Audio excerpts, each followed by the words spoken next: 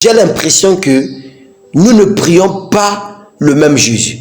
Parce que le Jésus que moi je prie, quand je lis ma Bible, ce n'est pas le même Jésus que vous priez. Vous priez. Le Jésus que je prie, la Bible dit dans Apocalypse chapitre 1, verset 19 à 20, Jésus avait 7 étoiles dans sa main droite. Et donc, une étoile, ça représente un ange. Une étoile, ça représente un messager. Donc, autrement dit, Jésus que nous prions avait 7 messagers dans sa main droite. Et un messager représente une étoile.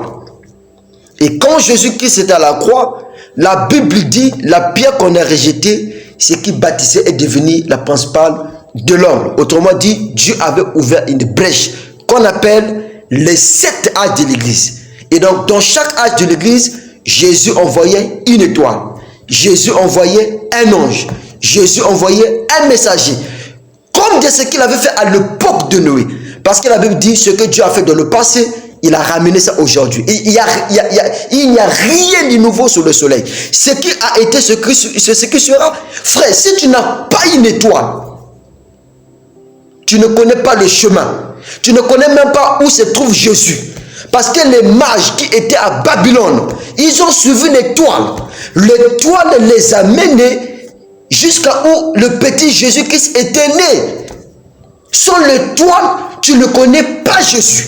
Sans l'étoile, tu n'auras pas le Saint-Esprit. Sans l'étoile, tu es perdu. Sans l'étoile, tu n'auras pas la foi authentique. Voyez-vous, lisez Apocalypse chapitre 1, le verset 20, 19 à 20. La femme samaritaine, Paul dit une femme représente une église. Elle avait 6 maris, le 7e mari c'était Christ. Aujourd'hui, c'était un type de cet âge de l'église.